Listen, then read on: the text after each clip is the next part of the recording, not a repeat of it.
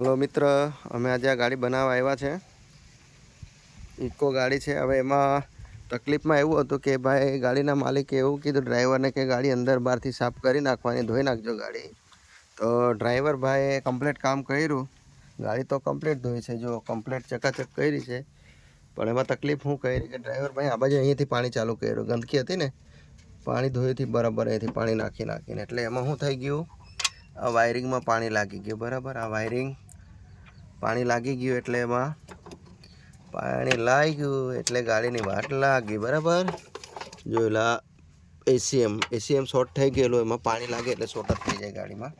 તો અમે બીજું મંગાવ્યું છે, B4નું એસીએમ મંગાવ્યું છે અમે, ન્યૂ પેટી પેક છે. બરાબર, આર્યું એસીએમ B4નું તો અમે ફિટ કરીશું. પણ સૌથી પહેલાં તો અમે આમને ક્લીન કર્યું છે, સ્પ્રે લાવ્યો, સ્પ્રેથી સ્પ્રે અને બધા ફ્યુઝ બહાર કાઢીને અમે ક્લીન કર્યો છે. પ્લસ ફ્યુઝ બોક્સ સાફ કર્યો, સ્પ્રે માર્યો, સાફ કર્યો. આ રહ્યા અમારા વિકીભાઈ વાયરિંગનું કામ કરી રહ્યા છે.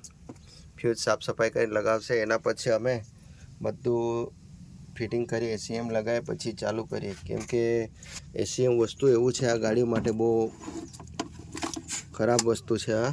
કેમ કે પાણી લાગે એટલે શોર્ટ જ થઈ જાય છે. અને જો જે પણ પાર્ટીની ગાડી હોય અને આ જગ્યા પર સડો લાગેલો હોય ને જમ્પરની બાજુમાં અને કાણા પડી ગયા હોય તો સૌથી પહેલાં વેલ્ડિંગ કરાવવાનું. નહીં તો પાણી જેવું લાગે આ સોકેટમાં લાગે એટલે ગાડી બંધ થઈ જશે, એસીએમ શોર્ટ થઈ જશે. ને એસીએમની કોસ્ટ જરા મોંઘી આવે છે, ઇકોમાં 10,000 થી 12,000 રૂપિયાનું આવે છે.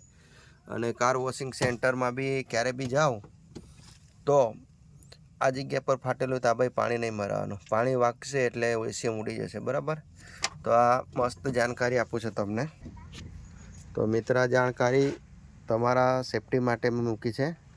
અને બીજું કે પાણી નહીં લાગે એટલું ખાસ કાળજી રાખવાનું. બાકી શું છે, 10-12 હજાર રૂપિયાનું એસીમાં આવે તો ખોટું ખર્ચો થઈ જાય. બરાબર ને? ઓકે.